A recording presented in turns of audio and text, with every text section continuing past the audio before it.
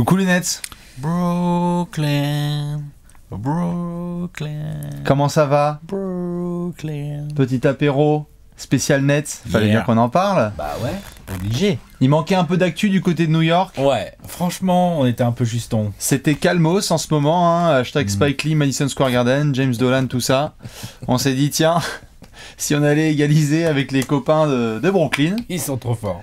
Apéro spécial Nets, apéro spécial Kenny Atkinson, apéro spécial Breaking News, plein de détails qui sont sortis depuis ce week-end. On a pris le temps justement de tout récolter car ce samedi, bombe sur la planète NBA quand même, de manière assez inattendue, que ce soit dans le timing ou l'info elle-même, on va en parler en détail. Kenny Atkinson et les Nets ont décidé mutuellement de se séparer. De se séparer. Mutuellement. De se séparer. Voilà, mutuellement. En accord. Mutuel. Moi je t'aime, moi je te vire. Mais moi je t'aime, ouais mais moi je te vire. Donc forcément, il faut qu'on parle de tous les détails qui sont sortis. Parce que dans ce genre de situation, on le sait, il y a toutes les infos qu'on a au moment présent, au moment précis, puis les jours qui arrivent. Le premier truc dont on peut parler tout de suite, c'est l'annonce en elle-même, mais le timing. C'est-à-dire de voir... On connaissait la saison des Nets. On savait qu'elle allait être compliquée dans le sens où tu n'avais pas... C'était un peu une année de transition puisque tu n'avais pas Kevin Durant et il y a eu pas mal de blessures. Mais de voir Kenny Atkinson se faire virer à un mois des playoffs avec la réputation qu'il avait et la place qu'il avait dans la franchise, c'est hyper surprenant. Bah, disons que c'est clair que là, aujourd'hui, les Nets, ils n'ont même pas un bilan à 50%. Ils savaient dès le début qu'ils n'auraient pas Kevin Durant de la saison. Ils ne pouvaient pas imaginer qu'ils auraient autant de pépins physiques, notamment autour de Kyrie Irving quand même. Caris Levert. Et tout. Non mais vraiment, on peut le dire, ils n'ont pas eu de chance. On ne peut pas dire non plus qu'ils aient été très convaincants dans le jeu, d'une manière générale. Tout à fait. Que Kyrie soit là ou que Kyrie ne soit pas là. On peut pas le dire, il y a eu un très bon passage de Dinwiddie à un moment. C'est ça, la fin de l'automne s'est bien passée avec Spencer. Voilà. Donc ça, tu peux comprendre que ça pose question sur la stratégie à suivre dans le futur avec le retour de Kevin Durant. Que les Nets se soient posé la question de savoir si Kenny Atkinson était vraiment la bonne personne pour leur projet futur, moi je peux le comprendre. Le timing de la décision me surprend. Ça a surpris beaucoup de monde. Je vois pas trop l'intérêt réel. J'ai lu des trucs comme quoi, oui, c'est bien, tu mets Jack Vaughn et puis tu vois, et puis ça te laisse du temps pour chercher un autre coach. Mais enfin, tu pouvais chercher un autre coach et laisser Kenny Atkinson finir la saison. Oui. Par rapport à la décision en elle-même, le timing qui est le plus surprenant en effet, parce que si on parle bien d'une bombe, c'est parce que quand même c'était particulièrement inattendu. Surtout quand tu as une équipe qui est 7ème donc des playoffs, qui n'est certes pas convaincante sur le terrain, mais ils sont attendus en playoffs. On va voir si les Wizards nous font un comeback de l'antéchrist, mais normalement les Nets devraient quand même participer au premier tour des playoffs. Les Wizards sont plus peut-être aller chercher le Magic. Aller chercher Magic, et encore c'est assez serré, mais, c'est serré. Mais de ce qui a été dit et évoqué un petit peu, c'est que la relation était telle, en tout cas de respect entre Sean Marks, donc décisionnaire numéro 1 à Brooklyn depuis la reconstruction qu'ils ont entamée, et Atkinson, leur relation était telle que il voulait quand même s'assurer, lui, Sean Marks, et Joe Tsai, dont on va parler en large, le nouveau proprio, que Atkinson puisse débarquer sur le marché des coachs de cet été, pas à la bourre, quoi, qu'il puisse arriver en ayant notamment la possibilité d'être bien vu, bien recruté, et ça a été bien souligné de leur part. Ils voulaient quand même ne pas non plus traîner Atkinson dans une boue jusqu'à la fin de la saison. Ça aurait pu exploser beaucoup plus salement, c'est ce qui ressort un peu des coulisses. Ce qui n'empêche que le timing est quand même chelou. Oui, et puis je trouve qu'on parle beaucoup de timing, on s'est beaucoup laissé convaincre, je trouve, par le discours, oui, Kenny Atkinson, peut-être pas la bonne personne. Il y a eu des rumeurs aussi, oui, Kyrie, KD ont pas envie d'être coachés par Atkinson, ou ils le sentent pas trop, ok. On a vu Kyrie qui a pas mis longtemps à sortir sur les réseaux sociaux en mode ouais, moi j'aimerais bien Ty Lue. Bon, ça a été démenti aussi après. Ça a été démenti après, mais il s'est quand même sorti, et après ça a été démenti, donc tu vois, genre quel est le vrai du faux là-dedans, on n'en sait trop rien et tout. Moi, d'une manière générale, en tant qu'observateur, après je suis pas à l'intérieur du vestiaire, je sais pas ce qui se dit dans les couloirs ou dans les bureaux des Nets et tout. Genre, c'est quoi le souci en fait? Enfin, genre Kenny Atkinson, c'est pas du bon travail qu'il a fait depuis qu'il est arrivé aux Nets, ou j'ai rêvé ou... Non, bien sûr. Donc déjà ça c'est le premier truc qui me surprend vraiment, au-delà même du timing. C'est-à-dire qu'on peut parler du timing, mais au-delà même du timing, genre. Donc, Brooklyn, ils étaient où quand Kenny Atkinson et Sean Marks sont arrivés? Waouh. Nulle part. Ensuite, Kenny Atkinson, en termes sportifs, il a quand même amené une certaine mentalité, une très belle utilisation des jeunes talents. Bien sûr. Tu vois, genre, ils ont quand même... Je veux dire, si cet été, Brooklyn a pu faire signer en agent libre Kevin Durant et Kyrie Irving... Et DeAndre Jordan. Ouais, bon, ok, je le cite même pas, lui, mais Ouais. Kevin Durant et Kyrie Irving, c'est quand même... Quelle est la part là-dedans du taf de Kenny Atkinson? Elle est énorme. quand même bien grosse, Tout quoi. à fait. La crédibilité des Nets, elle vient en grande partie de sa part. Tu vois? Donc du coup, même au-delà du timing, je suis tout simplement surpris de la décision. Donc, gros questionnement de ma part, genre, quelle est l'idée? Quel va être le coach qui va le remplacer? Quand j'entends parler de Tyronn Lue, je suis là, je fais non, je pense pas qu'il va faire un meilleur travail forcément que Kenny Atkinson.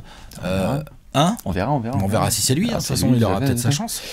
Par rapport à Tu vois ce que je veux dire? Tout à fait, et je suis d'accord, et c'est pour ça que plein de gens notamment ont fait la bise aux Lyonnaises qui étaient avec nous ce dimanche pour la soirée notamment qu'on a vécu ensemble, parce que la news est tombée le samedi.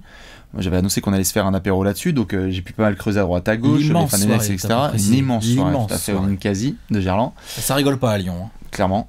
Ils ont pas que des bouchons, ils ont c'est aussi ça. des très bonnes salles. Tout à fait, et ils savent très bien éternuer dans leur coude. Ouais, exactement. Ouais. Mais moi, j'ai pas mal passé évidemment le jour même et le lendemain et le lundi un peu à essayer de chercher un peu des éléments. Ce qui est sûr et ce qui a été rapporté dans les médias, c'est que il y avait du côté du management déjà le sentiment que la voix de Kenny Atkinson était de moins en moins écoutée de la part des joueurs. Très rapidement sont sortis des éléments comme quoi des joueurs n'étaient plus trop en accord avec les décisions d'Atkinson et avec sa manière de faire.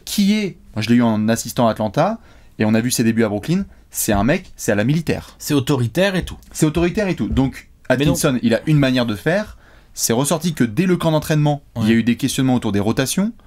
DeAndre Jordan, qui a été signé cet été, on a vu tout de suite un débat dont on a parlé pendant les previews. Jarrett Allen, DeAndre Jordan. Les geeks de basket que nous sommes, et des gens aussi qui nous regardent la plupart, ont vu ça et ont dit, honnêtement, d'un point de vue basket, tu mets Jarrett Allen titulaire.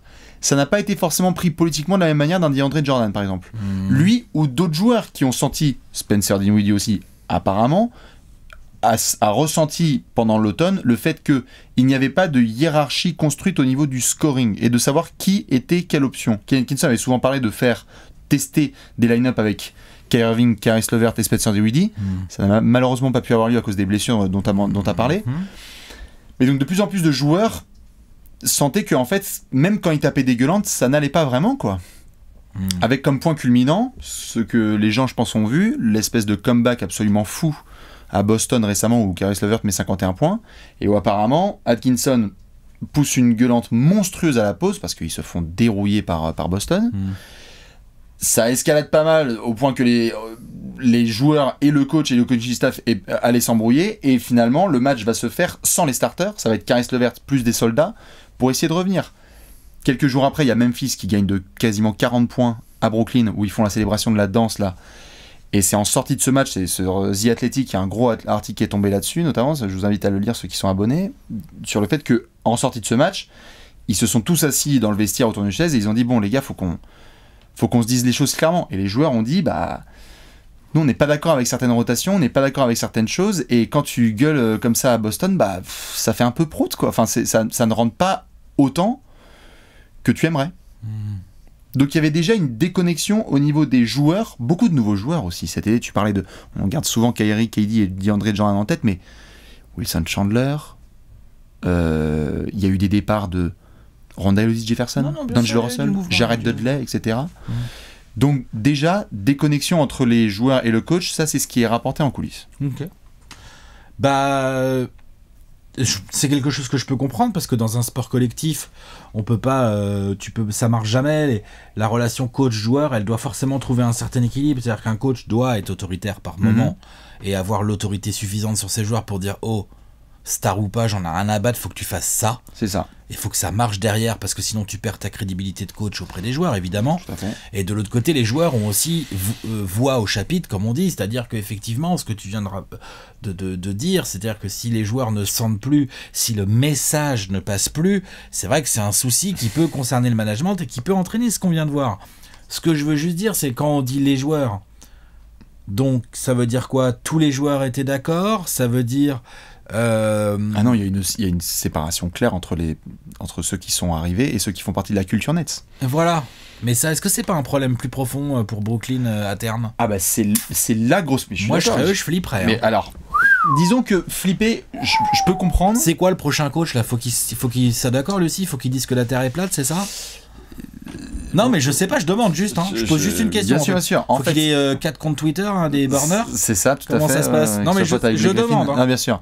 En fait, par rapport à ça. C'est où les leaders, en fait? C'est qui? Je suis bien d'accord. Et c'est ce qui a été rapporté dès que Kyrie et KD ont signé. On s'est tout de suite posé la question sur le leadership. Mais, quand tu regardes l'évolution du projet Nets, comme tu l'as dit, on est tous tombés amoureux.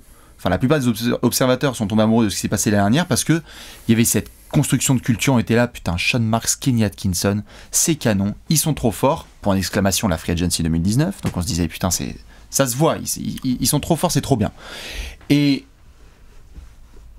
c'est le sujet dont justement je voulais parler avec toi, parce que ça n'a pas non plus été forcément trop abordé, c'est ces équipes qui sont hyper séduisantes dans leur reconstruction et dans leur construction identitaire, et quand tu te retrouves dans une situation où tu peux obtenir un des 5 meilleurs joueurs de la planète quand il est en forme, est-ce que tu dois aussi faire... de Kevin Durant, là? De Kevin Durant, bah, minimum, ouais, sans problème. Tu vois, je veux dire, oui, bien sûr. Tu vois, c'est ça. Ça, oui. plus Kyrie, quand tu as ces joueurs-là, à quel point tu dois concéder ton identité et à quel point tu dois aussi accélérer ton process. C'est très compliqué. Et jusqu'à quel point un changement de coach ne peut pas être bénéfique. Moi, personnellement, je vais dire le fond de ma pensée, je pense que c'est une grosse connerie. Ça, c'est le fond de ma pensée. À l'heure actuelle, je peux le comprendre. Mais peut-être que l'avenir va me donner tort. Si c'est pour prendre Tyronn Lue et Mark Jackson, moi, je dis grosse connerie. Voilà, c'est ce que je dis. Après, Kyrie Irving et Kevin Durant, c'est quoi le message là qu'ils veulent faire passer avec peut-être d'autres joueurs autour d'eux? C'est genre ils veulent un coach un peu qui les laisse faire le basket qu'ils ont envie de faire? Non, je pense. Ils veulent un mec juste un peu moins autoritaire que Atkinson, qui ait des méthodes différentes, avec justement peut-être un message qui va mieux passer. Ok, c'est au détriment de beaucoup d'autres choses. Mais bien sûr, mais c'est pour ça que. Et donc c'est dans ce sens-là que je pense que c'est une connerie. Je peux comprendre. Et tu le mentionnais là par rapport à cette histoire de vrais changements par rapport à ce qu'ils ont construit. Pendant 4 ans, on voit ça, cette construction où ils avaient 0 joueur, 0 pick de draft. Les Celtics avaient tout. C'est une reconstruction modèle. On était là genre putain, c'est trop bien. Le taf de manager de Sean Marks est magnifique. Il est magnifique. En parallèle de ça, le taf de construction sportive sur le parquet de Atkinson ne l'est pas moins. Tout à fait. Mais c'est en ça que je savais qu'on allait en parler aujourd'hui notamment dans cet apéro, c'est que quand on regarde dans le passé NBA, dans cette ère, dans le passé récent, dans l'ère dans laquelle nous sommes, superstar driven, c'est les mecs qui décident. Quand tu regardes ces joueurs qui bougent, c'est un groupe extrêmement resserré. Les coachs qui sont capables de rester sur place, d'intégrer ces superstars, de garder leur culture et d'avoir du succès. Je suis désolé, mais l'exemple Mark Jackson à Golden State, l'exemple Luke Walton aux Lakers, l'exemple... On a beaucoup d'exemples d'équipes comme ça qui... Luke Walton aux Lakers, ça n'a rien à voir. Non, mais ce que je veux dire par là, c'est que, évidemment, chaque cas est différent. Mais ce que je veux dire, c'est qu'on voit de plus en plus aussi, dans la NBA actuelle, qui sont drivés par les superstars, des joueurs qui bougent et où, du coup, comment est-ce que tu passes du statut de « j'ai bien développé mes joueurs » à « je vous emmène vers le titre ». Il n'y en a pas beaucoup des coachs qui sont capables de faire ça. Non, mais... Et peut-être que les Nets sentaient aussi qu'avec Kenny Atkinson, bon... Peut-être qu'ils le sentaient. Le vrai regret que moi, par contre, j'ai, et je pense que toi, là-dessus aussi, vu ce que tu as mentionné, c'est qu'il n'ait pas eu au moins la chance de coacher ces gars. Ben voilà. C'est-à-dire que Mark Jackson, lui, il a coaché Stephen Curry, Klay Thompson avec Draymond Green. Tout à fait. Avec Andrew Bogut. Pas trop Green, mais ouais. Comment ça? Oui, si, bien sûr, mais c'est juste qu'il était. Oui. Green. Et c'était peut-être pas le même Green. Après, est-ce que c'est Mark Jackson qui bridait Green ou est-ce que c'est Steve Kerr? Après, chaque coach a ses méthodes. Mais ce que je veux dire par là, c'est que il a eu sa chance et Golden State a estimé. Et avec le recul, on peut dire que c'était plutôt un bon calcul a priori, qu'il y avait une rupture à faire, un changement de coach. Tout à fait. Et Steve Kerr est arrivé. Et Steve Kerr, on en pense ce qu'on veut. L'explosion de Stephen Curry qui est devenu un joueur dominant, encore plus dominant, il était déjà fort avec Mark Jackson. Bien sûr. Mais le côté genre qui passe à stratosphère avec Kerr, unanime, machin et tout le bordel, Draymond Green comme tu l'as dit, certains choix tactiques de Kerr qui ont quand même été pas dégueux à de nombreuses reprises en playoff. Steve Kerr a contribué énormément à faire des Warriors qui sont. Je veux pas enlever à Mark Jackson, je dis pas que Mark Jackson avait pas posé quelques très belles bases, c'est pas le sujet.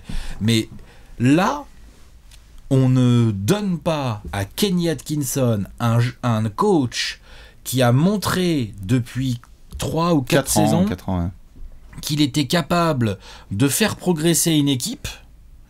On lui donne pas l'occasion de démarrer une saison la prochaine avec le roster chambé au complet. Je suis bien d'accord. Je trouve ça très dur pour lui et je pense que ça peut tout à fait être une erreur. Et ça peut être une erreur tout à fait, mais dans le mindset des Nets, c'est ce qui se dit notamment en coulisses, c'est qu'ils sentent que leur fenêtre de tir, elle est très resserrée. Bon, elle l'est. Et elle l'est resserrée. On ne sait pas ce qui va se passer avec KD, etc. Et puis quoi qu'il se passe, il a 32 ans, KD. Exactement. Et même s'il revient super fort, tout à fait. Il est plus dans son prime vraiment. Quoi. Et j'aime bien dire André, etc. Et on va voir comment et on le dit souvent, le NBA, le long terme, c'est à 2 ans, donc on ne sait pas. Mais non, bien sûr. Donc du coup, c'est aussi une franchise qui a eu un nouveau proprio qui a débarqué en juin dernier, où le mec, il veut du titre là, maintenant, et donc ça prend des décisions parfois sportives qui sont compliquées, mais pendant que là tu parlais, il y avait un autre exemple qui me revenait en tête. Combien de fois on a loué le travail de construction d'identité et de reconstruction de Dwayne Casey à Toronto? Formidable. Crédibilité totale, finale de conférence avec Biyombo, avec DeRozan, etc. On l'a vu plusieurs fois buter, c'était LeBron, c'était les Cavs, etc. On était les premiers à se dire un peu genre, c'est qui ce mec Nick Nurse? On ne sait pas, tu vois. Et aujourd'hui, Nick Nurse, il n'y a pas un pélos qui nous regarde ou qui suit la NBA qui se dit pas, mais ce coach c'est un crack parce qu'il peut à la fois développer et mener jusqu'au titre. Il a eu un Kawhi qui est arrivé avec des Green, etc. Ça aide. Et donc je pense que les Nets se disent, il faut que tout de suite, dès la saison prochaine, on soit contender. On n'est pas sûr avec Atkinson. Et surtout, c'est là que je pense qu'il parle aussi de mutuelle, c'est que je pense que Atkinson se disait, mais si moi, on ne me laisse pas là, mes joueurs, mes franchise players ne m'écoutent pas, ou la plupart des joueurs ne m'écoutent pas, mon GM est pas sûr et mon proprio veut gagner le titre, comment est-ce que je peux bosser à l'aise, quoi? Non, mais ça, je peux comprendre. Hein. Mais si Tyronn Lue il débarque ou un autre gars il débarque et que les Nets ils sont en finale NBA la saison prochaine, on dira quoi? Que c'était un pari gagnant? Et en fait, je suis pas là pour dire que... Dira, ouais, voilà. En fait, je suis pas là. Je suis comme toi, je pense que c'est une erreur. C'est ce qu'on dira, hein, je suis d'accord, c'est ce qu'on dira. Je pense que c'est une erreur, mais c'est tellement compliqué dans ce genre de situation quand t'as une fenêtre aussi resserrée. Ouais, et puis... Je veux bien voir Kevin Durant et Kyrie Irving avec un coach comme Tyronn Lue, comment ça fonctionne quand t'es dans le dur, quand t'es dans la difficulté, quand il faut faire des choix tactiques en playoff et tout. Je veux bien voir. Bien sûr. Mais c'est pas les LeBron, hein, ces mecs-là. Désolé. Non, bien sûr. Et bah tu vois, c'est marrant que tu mentionnes ça. C'est vrai, non? Tout à fait. Mais tu vois, c'est comme pour Tyronn, par exemple. On s'est souvent marré parce que, je veux dire, stratégiquement, c'est pas non plus la foire du trône, on est d'accord. Le mec n'est pas... Enfin, oui. Ah, c'est pas terrible. C'est pas terrible, on est bien d'accord. Ah ouais, non, c'est pas terrible. Et pourtant, il y a un moment aussi où si un mec comme Tyronn Lue il débarque et que les Nets vont en finale NBA, soit on continuera à dire eh oui mais le mec il a LeBron dans son prime et puis il a KD et Kyrie, etc. Soit on se dira aussi bah peut-être que juste stratégiquement c'est pas top, mais alors pour maintenir un bateau tout droit pour aller jusqu'en finale NBA, peut-être que le mec est bon, tu sais. Mais peut-être que ça peut le faire. Moi j'y crois pas trop, mais peut-être que ça peut le faire. Bah en fait les doutes ils sont surtout quand on voit Kyrie et KD, quoi. C'est que le sentiment qui ressort, c'est, je pense que on en avait déjà parlé. C'est le niveau de leadership ces gars-là? C'est ça, c'est le niveau de leadership. Et le sentiment que si eux avaient dit non, on veut vraiment Kenny Atkinson comme coach, il serait resté. C'est évident. C'est sûr. Bien sûr. Il n'y a pas un mec dans le vestiaire. Si Garrett Temple ça lui convient pas, bah mon pote, désolé, tu dégages. Tu vois? Si KD avait dit, ouais, c'est sûr, je veux Atkinson et je veux tester avec lui, il serait encore en poste. Mais bien sûr. Et c'est en ça qu'il y a toutes les punchlines autour de Kyrie et KD. On m'enlèvera pas de l'idée que clairement, pour des raisons qui leur sont propres, ils n'ont pas essayé de retenir leur coach. Point barre. Et ça les regarde, et ils en ont le droit. Mais je demande à voir. Comment tu abordes la fin de saison? C'est-à-dire, t'es les Nets, t'as 20 matchs de Jack Vaughn, t'as tu les fous playoffs. Jack Vaughn, tu te fais sortir au premier tour de playoff, et puis on bricole un peu à l'été, mais ils ont déjà un roster qui, s'il est au complet, est quand même très sérieux. Bien sûr, bien sûr. On est d'accord. Donc ils n'ont pas non plus, pour moi, 10 000 moves à faire cet été. On verra les opportunités qu'ils ont. Faut checker les fins de contrat exactes. Là, j'ai pas tout en Non, tête. bien sûr, bien sûr. Il doit certainement y en avoir, mais je sais que Dinwiddie est prolongé. Kyrie, KD ont des contrats à long terme. DeAndre Jordan a signé pour 8 ans. Voilà. Non, mais tu vois, il y a bien peut-être sûr, du Jarrett Allen, non, peut-être à gérer, non. Joe Harris, on en est où? Faut Joe regarder. Harris et Caris Lavert, c'est acté. Bon, tu vois, donc, mais voilà, t'as des petites choses comme ça, mais pour moi, il n'y a pas de grosse modification en termes de roster à faire. T'as déjà une base très intéressante. Donc tu vas avoir un coach à choisir, à moins qu'il décide de filer les clés à Jack Vaughn pour la saison prochaine. Mais j'y crois pas. Ça. Non. Bah, de toute façon, le message envoyé là par les Nets, c'est si Kenny Atkinson ça va pas, il nous faut un coach avec un championship pédiré, quoi. Faut un mec qui sache comment aller jusqu'au titre. Faut un mec, Kyrie et KD, quand le mec dit des trucs, faut qu'il suive les consignes. C'est à ça que sert un coach. Donc Tyronn Lue. Tyronn Lue, je le mets pas dans cette catégorie. Tyronn Lue, pour moi, je le mets plus dans la catégorie, comme on dit là, les players coach. Ah bah, bien sûr. Copain. Mais. T'en connais beaucoup, à part Tyronn Lue avec LeBron, qui ont gagné des titres des players coach? Non. Je demande, hein, juste, non, évidemment, mais c'est juste que c'est ce qui plaît aussi avec tout ce qu'il y a eu autour de Mark Jackson avec le début des Warriors, où il disait waouh, on est tous potes avec lui, on va à la messe ensemble le dimanche. C'était comme ça avec les Warriors de Mark Jackson. Donc peut-être que aussi Mark Jackson, je rappelle, je crois qu'il est très pote avec Rich Kleiman, KD, etc. Mais ça peut être Mark Jackson le prochain coach de Il Brooklyn. peut y avoir Tyronn Lue, il peut y avoir Mark Jackson. Bon, il y a un gars qui me vient en tête. C'est compliqué, mais en fonction de ce qui se passe avec nos amis les Lakers, mais je ne mettrai pas de côté le nom de Jason Kidd qui revient. Je serais pas du tout étonné. À Brooklyn, c'est chez lui un peu, il a son maillot retiré, tout ça. Ça s'est pas très bien passé la première fois. Il y a un nouveau proprio. Ils veulent vraiment faire le boulot de réintégrer des légendes.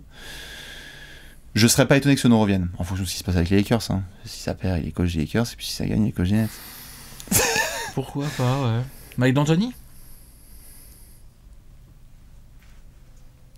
Ah mon Dieu. Ça joue beaucoup trop grand. Okay. DeAndre là, KD il est pivot. Oh, nom de Dieu. Non, mais KD est pivot. KD est 5. Ouais, c'est Caris Levert, il est fort. Mike D'Antoni, Tom Thibodeau, il y a des noms qui vont circuler parce que ce qui est sûr. Tom Thibodeau pour KD et Kyrie. Mais jamais de la vie. Mais non, mais jamais de la vie. Je n'y crois pas un instant. Il y a. Non, j'y crois pas un instant. Il y a une gestion des égos. Tom Thibodeau, mais il tient pas 3 semaines. Ah. Et non. Ce qui est sûr, c'est que ça va être un des postes les plus demandés parce que, comme tu l'as dit, à partir du moment où tu démarres la saison prochaine avec un des en dormant 5 meilleurs joueurs de la planète et Kyrie Irving et des Gasol, dans son ensemble, le roster sur le papier, la grave de la gueule. Beaucoup de gens vont le vouloir. Comme quelque part, beaucoup de gens vont vouloir Kenny Atkinson aussi, il faut pas l'oublier. Ah bah. De toute façon, on en parlait l'autre jour, là, je sais plus quand, en allant à Lyon ou en revenant de Lyon, je sais plus, on parlait un peu de la potentielle méga valse des coachs. Ouais, c'est cet été là. Là, il y a pas mal de monde en danger, il y a pas mal de mecs en fin de contrat, il y a des mecs qui vont se faire virer, des mecs qui vont. Donc il va y avoir du mouvement. Donc ah, mais je suis pas du tout inquiet pour Kenny Atkinson. Hein. Non. Kenny Atkinson, pour moi, à la rentrée prochaine, il est sur un banc NBA, mais. S'il le désire. Ouais. S'il prend des offres, on verra les offres qu'il a et tout, mais s'il a des offres qu'il estime lui adéquates, il va être sur un banc NBA, mais tout le temps. Il sera avec Mike D'Antoni, la tête de ponte de la free agency des coachs 2020. Ouais. Mike D'Antoni, ouais, tu penses qu'il a encore la cote, ouais? Non, je demande juste. Quand même, faut arrêter. Faut arrêter. Enfin, je veux dire, tu fous. Enfin, moi, tu vois, par exemple, moi, c'est moi à titre personnel, hein, mais tu fous Mike D'Antoni à Atlanta. Moi, oui, bah toi, tu as Steve Nash et Amari Stoudemire en plus. Bah oui, mais tu vois, moi, tu me fous ça. C'est pas contre le Pierce, hein, mais il y a des sièges qui vont commencer à être très très chauds là en juin. C'est clair que là, coach d'Atlanta. Non, mais tu vois, il y a des franchises comme ça où je sais pas, tu vois, peut-être que voilà, ou peut-être que toi t'es très content de Monty Williams. Bon, normalement ça démarre assez bien, donc on va voir. Mais il y aura beaucoup de coachs qui vont chercher ça. Kenny Atkinson, on va voir ce que ça va donner parce qu'il a envoyé lui clairement un message énorme sur son CV, c'est vous avez besoin de reconstruction et d'un côté hyper carré identité, je peux. Les Knicks. Les Wolves. Les Knicks. Moi je suis les Knicks, j'appelle Kenny Atkinson. Direct. Faites ça les Knicks, s'il vous plaît. Là on va se marrer là. Kenny Atkinson, coach des Knicks. Qui reconstruit les Knicks. Mais... Je trouve ça beaucoup trop intelligent comme décision pour que ce soit... franchement, ça me ferait mais kiffer. Vraiment, ça me ferait kiffer. Ah, mais ce serait très bien hein, pour mettre... Ce qu'il a fait, c'est un miracle avec les Nets. Mais le seul point d'interrogation sur lequel je pense qu'il faut qu'on mette l'accent, c'est toute cette histoire autour de... investigation le samedi tous avec nos comptes Twitter et notre café à la main, c'est la faute à Kyrie, c'est la faute à machin, c'est la chasse aux sorcières. Non, moi je suis pas dans ce délire là. Il faut qu'on calme. Je suis persuadé clairement que Kyrie et KD ont absolument rien fait pour retenir Atkinson parce que c'est pas un coach qui leur a tellement plu. Ouais, il est trop autoritaire pour eux et nanana et tout ça, j'en suis persuadé. Il est trop en mode dans le collectif et tout, c'est pas leur délire à KD et Kyrie. Oh, arrête. Enfin, vas-y, je te laisse finir. Ils aiment bien avoir leur espace de liberté. Je pense qu'ils ont plus envie d'un Tyronn Lue que d'un Kenny Atkinson. Ah oui, bien sûr, non, mais c'est juste le Kyrie et KD qui sont pas trop pour le collectif. Quoi. Non, c'est pas pour le collectif, c'est pas ça que je veux dire, mais le côté, comme tu as mentionné, répartition du scoring et tout. Genre, Kyrie et KD, ils veulent être les stars, ils veulent avoir plein de ballons et ils veulent essayer de porter Brooklyn entre guillemets en mode duo de stars avec des role-players autour. Kenny Atkinson, je suis pas sûr que c'est sa vision du basket. Ah non, complètement, clairement. Lui, il veut faire un truc comme on a vu avec Mike Malone. Mais lui, il est plus en mode Spurs, en mode Denver, en mode ces équipes-là, Milwaukee et tout. C'est ça. Il est plus dans ce délire-là. Et non. Pardon, vas-y. Bah, disons que, donc du coup, je pense que Kyrie ou KD ou les deux n'ont absolument rien fait pour retenir cette décision du management. Comme tu l'as très bien dit, si KD commence à dire à Sean Marks et à son proprio, genre, attendez les gars, ça peut marcher, regardez toutes les blessures qu'on a eues et tout, moi je voudrais tenter de la chance, moi je suis venu pour jouer Kenny Atkinson, tu vois, j'en sais rien, tu vois, genre aussi. Je pense qu'il sera encore là, Kenny Atkinson. Tout à fait. Sauf si vraiment lui dit non, mais vous me faites chier et tout, je me casse. Bon, ok, pourquoi pas. Mais sinon, je pense que s'il avait eu un peu plus de soutien de joueurs, c'est pas pour faire une chasse aux sorcières, c'est juste pour dire voilà, je pense que clairement les joueurs, ils en avaient rien à battre que Kenny Atkinson se barre. On est d'accord. C'est tout. On est dans une ligue vraiment dirigée par les stars et on le sait que si ces mecs-là avaient dit genre on le garde. Surtout que la com, bon après c'est de la com, hein, mais la com notamment au moment de la signature, quand ils sont arrivés, KD et Kyrie, c'était comme tu le disais, qu'ils ont vu ce que faisait Kenny Atkinson, ils se sont dit genre bah ça peut être cool. C'est bizarre de voir ça sans avoir au moins donné une chance à Kenny de coacher ces mecs-là. Moi si j'avance un petit peu et que on avance dans le temps, est-ce que justement puisque tu as cette espèce de crainte, tu disais que justement il y avait un côté un peu apeuré, que ce soit un peu une connerie. Est-ce qu'on peut se retrouver dans une situation d'ici quelques mois ou années où on regarde en arrière et on se dit le truc hyper excitant qui était en train de se construire à Brooklyn. On en parlait il y a quelques mois, tu me disais putain, j'ai un hoodie, je vais le reporter, ça va être swag, tu vois. Enfin, c'est vrai, l'identité Nets remontait, les ratings étaient bas, la tendance, etc. Est-ce que c'est ce genre de situation où on voit quelque chose qui est en construction, que soudainement il y a une rupture, parce que virer Kenny Atkinson, c'est mettre un terme à la culture qui a été construite, et s'il n'y a pas de titre, que ça devienne une sorte de what if identitaire autour des Nets, quoi. Ouais, c'est possible.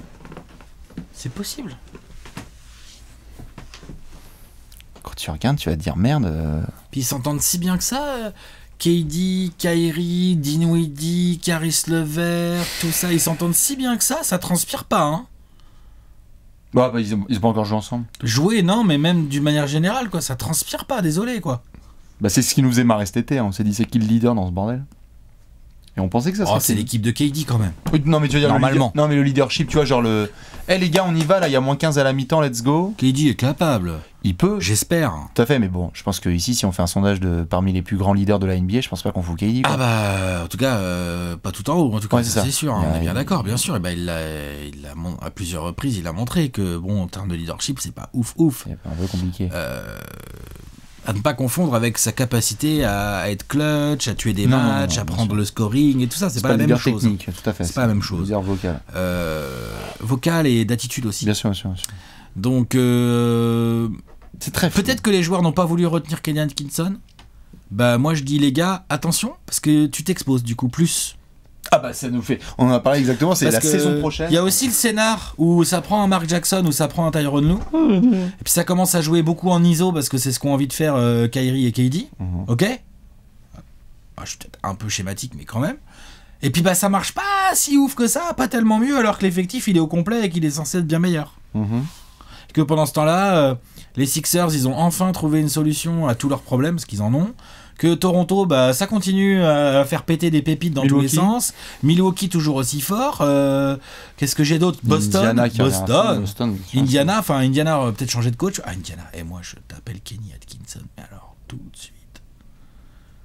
Ben, je sais pas, tu vois. Oh mais si. Putain. Mais tu crois pas qu'il peut coacher Oladipo, Brogdon, Domantas et tout? moi je pense qu'il peut, mais ce qui est à vérifier, comment dire? C'est un bon coach quand même. Mais c'est un bon coach, mais il y a eu aussi beaucoup de critiques sur ses choix de fin de match et des exécutions aussi à Brooklyn qui parfois étaient laissés dubitatifs. Mais c'est tellement rare de voir le modèle à la Spoelstra par exemple, où le mec il arrive après Riley, ce qui est quand même un truc assez monstre à devoir faire. Et puis t'as des saisons pas tip top, et puis il y a une star qui arrive, et puis tu gagnes des titres, et puis t'es conservé, etc. Et donc maintenant il fait partie de la culture. Moi j'aimerais bien qu'en fait Kenny Atkinson, le prochain job qu'il ait, c'est on reprend une reconstruction, ce qui n'est pas le cas d'Indiana, mais par contre cette fois, putain, on lui fait confiance sur le long terme. Parce qu'à Indiana, t'as plus besoin d'un coach finisher. Tout le monde est pas Riley aussi. Hein. Non, tout à fait, mais tu vois ce que je veux dire? Je veux dire, Indiana... En termes de nose et de gérer une franchise. Tout à fait, mais Indiana, Denver, Houston, des franchises comme ça qui ont besoin d'un coach finisher. Qui soit capable d'emmener ses équipes jusqu'au titre. Je sais pas s'ils ont besoin d'un Kenny Atkinson. J'ai l'impression qu'ils ont plus besoin d'un mec qui connaît justement les... Ils sont pas nombreux, hein, putain. Ouais, c'est pas Mark Jackson et Tyronn Lue en tout cas ces mecs-là, excuse-moi. Moi je les mets pas dans cette catégorie. Bah, pas Mark Jackson, clairement. Non, pas. mais tu vois, le problème c'est que Tyronn Lue, c'est chiant pour nous, hein, mais... Qu'est-ce qu'il a? Bah, il a 4 finales de suite, quoi, frérot. Ouais. Et je sais qu'en soi, le... Byron Scott, il a 2 finales NBA de suite. Ouais, je sais. Byron Scott, hein. Mais moi je suis pas pour. Je dis simplement que les coachs voient ça, les management voient ça et disent les joueurs on va aussi. rencontrer ainsi. Et les joueurs aussi. Non, mais ça, encore une fois, je suis pas là pour m'acharner sur Tyronn Lue, juste. C'est 4 années qu'il a fait, enfin 3 années et demie avec 4 finales à Cleveland, il ne m'a pas convaincu malgré les résultats. Non, voilà. Non plus. Point barre. Évidemment. Point barre. Pas convaincu. Et on verra, ça se trouve il va arriver à Brooklyn et ça se trouve ça va très bien se passer, il va donner juste les libertés qu'il faut à Kevin Durant et à Kyrie Irving ou à Levert, il va réussir à trouver un équilibre, il va mettre les petits coups de gueule quand il faut parce que Tyronn Lue sait être autoritaire et tout. Ça va. Ouais, clairement. Donc on va voir, mais j'ai un stratégiquement par contre, c'est sûr, petit peu de mal à y croire. On le fout pas dans la case des Carlisle, des Spoelstra, des Pop et compagnie, c'est sûr. Et tu des vois, Nick Nurse et tout. Ouais, quel serait le coach idéal? J'ai fait ça, j'ai fait la liste. Non, parce que tu vois, d'ailleurs, parenthèse, c'est un sujet aussi qui va venir doucement, donc je vais le susurrer, mais la reconstruction à Boston avec Brad Stevens, c'est cool, mais quand tu dois passer le cap supérieur. Putain, il est allé en finale de conf quand même, avec des équipes pas ouf. Hein. Je suis pas en train de clasher Brad Stevens, j'ai juste que cette réflexion, elle va venir aussi rapidement s'ils n'arrivent pas à passer le cap. Je le mets sur la table, parce que c'est aussi comme ça que ça fonctionne. Mike Malone, ça va être pareil. Si les mecs ils vont commencer à buter. Je trouve que Mike Malone est plus à remettre en question que Brad Stevens, moi perso. Moi aussi, mais je le mets juste sur la table. Je trouve. Hein. Comme coach qui pourrait y avoir de disponible, et l'idéal pour les Nets. Ouais, bah voilà. Voilà. Je fais. Attends, je fais la liste. Parce que Mike D'Antoni, dans le genre finisher, bah non, en fait. Je l'adore, hein. Il me fait marrer, hein. Mais non. Non. C'est quoi ses résultats, Mike D'Antoni? Il a fait des finales de conf. Ouais, voilà. Avec Chris Paul ou Steve Nash, quoi. Donc avec des meneurs all-time. Non, mais tu vois. Sinon, faut faire quoi? Faut faire comme a dit Stephen A. Smith, là. Faut chercher Greg Popovich. Deuxième vie à Greg Popovich. Moi, c'est ce qu'il a dit, Stephen A. Smith. Ouais. C'était quand même drôle. Ouais, il a dit lui aussi pour lui atterrir les plates. Quel est le coach que tu peux soit libre, soit que tu pourrais débaucher? Moi, je trouve qu'on a beaucoup. Qui? Je trouve qu'on lui a beaucoup tapé sur la gueule, mais je veux vraiment redonner une seconde chance, ou que ce soit NBA à Tom Thibodeau, quoi. Ok. Ça a été vraiment dur à Minnesota, putain, je le veux bien, mais. Et pas dans un truc de reconstruction. Nom de Dieu. Genre les Knicks sur Thibodeau, on s'est marré, etc. J'en ai parlé et tout, mais putain, donnez ça à Atkinson. Reconstruction. Vraie identité avec des jeunes bossés. Mais. La poigne. Et. On défend. Comme des gros. Et vas-y, on laisse le talent se développer en attaque parce que Thibodeau, c'est pas non plus la fraîcheur incroyable en attaque. Ok, Tom Thibodeau, pourquoi pas. Après, c'est peste et choléra entre Tom Thibodeau et Tyronn Lue. Je suis pas. Les frères Van Gundy. Non. Mark Jackson, pourquoi ne pas lui donner une seconde Je chance? crois pas, pareil. Moi, je trouve qu'il a pas mal été vilainifié. Je suis d'accord. Alors qu'il a encore des choses à faire. Toi, tu verrais qui? Putain. Sinon, tu mets pas coach? Si, il faut? Pas de coach? C'est obligatoire ou pas? Non. Entraîneur-joueur, Kyrie? Non? Je sais pas la liste là.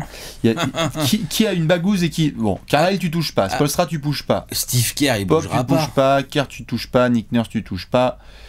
Les coachs bagués comme ça, tu touches Doc pas. Rivers? Doc Rivers, tu touches pas. Stop. C'est drôle. Ouais, mais non. Spolstra, tu touches pas. Ah, s'ils ont été là-bas, ils ont. T'es d'accord, Spolstra, on touche pas. Non. La plupart des baguets, je pense que tu touches pas. Et quand tu reviens des années précédentes, putain, ça fait une petite casse l'interne, nous. Ils vont y aller, hein. Regarde le CV des mecs qui ont gagné des bagues en tant que coach ces dernières années. Et c'est con parce que ça veut dire que sinon tu donnerais pas d'opportunité à un mec comme Nick Nurse. Il faut qu'il y ait un assistant qui sorte du feu de Dieu, là, du bois de Ron Adams. Ils ont filé Alvin Gentry aux Pels, c'est que Alvin Gentry aussi il a été mentionné, si ça se finit mal aux Pels. De toute façon, il va y avoir tellement de coachs qui vont bouger cet été. Cet été, il va y avoir du mouvement. Trop d'équipes qui sont soit en fin de cycle, soit qui ont été déçues cette année. Ou qui ont besoin de passer un cap. Ou qui considèrent que le coach, le message, ceci, cela. Et Kenny Atkinson, toi, tu le verrais au Knicks, toi surtout? Non. Enfin, non, pardon, excuse-moi. Kenny Atkinson, où est-ce que t'aimerais qu'il aille? Au Knicks. J'aimerais au Knicks. Ça me ferait kiffer, ça me ferait marrer. Le petit duel, la revanche, chaque Knicks-Nets serait énorme. Ouais, ça, j'aimerais bien. Sinon, Kenny Atkinson, moi, je suis Minnesota, je regarde ça de très près. Bien sûr. Très près, hein.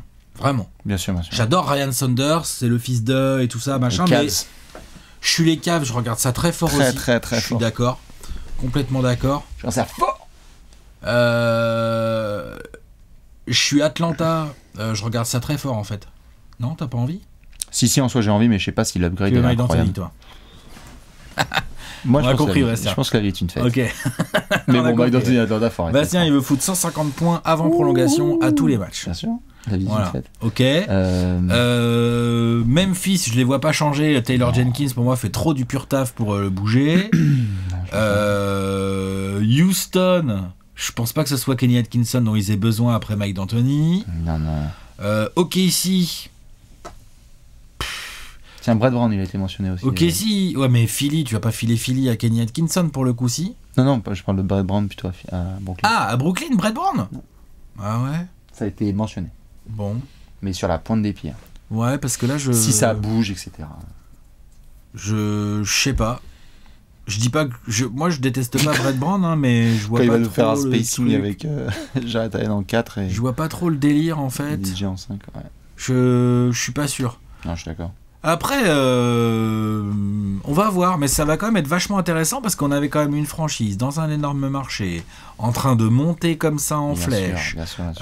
New York, Kevin Durant, Kyrie Irving, du roster de malades autour et tout. Notorious. Là, il nous dégage le coach en plein mois de mars. Compliqué. Moi, je veux bien justement l'avis des fans des Nets et les observateurs que vous êtes, toutes et tous, qui avez vu cette info tomber. Qu'est-ce que vous en pensez, notamment l'impact des joueurs sur cette décision, le rôle notamment de Kenny Atkinson et de Sean Marks et des proprios. Quel coach pourrait prendre la suite de ça? Quel coach pourrait prendre la suite et quelle surtout, optique, à quel point allons-nous nous marrer la saison prochaine? Voilà. Ça peut être très drôle. Bah ouais, s'il y a les Nets avec Tyronn Lue et les Knicks avec Kenny Atkinson, il y a moyen qu'on se marre. J'ai très hâte de faire les 30 prévus en 30 jours. Ça peut vraiment être drôle. Kenny Atkinson avec du RJ Barrett, du Kevin Knox, du Mitchell Robinson, du... qu'est-ce qu'il a d'autre comme joueur? Julius Randle, tout ça, Taj Gibson, Frank Ntilikina. Tu vois? Wayne Ellington. Il a montré qu'avec ce genre d'effectif, il pouvait faire une vraie équipe de basket. Hein. Je suis bien d'accord. Une vraie équipe de basket au Madison Square Garden avec Kenny Boom. Atkinson. Avec 4 matchs entre les Knicks et les Nets chaque saison, moi je suis chaud.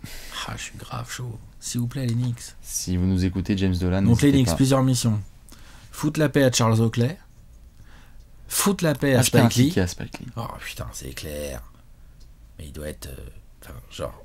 Spike Lee, il n'a pas à payer sa place au Madison Square Garden. Qu'est-ce Si, que c'est que c'est il a payé. Non mais il n'a pas à le faire normalement. Ah oui, mais ça, Et prenez-moi un petit Kenny Atkinson et là on va commencer à... Voilà. Peut-être s'ils font ça, Lâchez-moi les je mets, ballons pas de mon Julius hoodie, je mets Randle. plus mon hoodie des Nets et je me fais péter un hoodie des Knicks. tu vois. Allez, hop là, et on Clac. rejoint tous le wagon. Moi Ouais. je suis chaud. Ça fera plaisir à Léonce. Exactement. Ouais. Allez, du coup, dites-nous ce que vous en pensez en tout cas sur cette nouvelle concernant Kenny Atkinson et les Nets. Et nous on se retrouve très vite pour un prochain apéro. Des bisous. Ciao. Ciao. Ciao, ciao.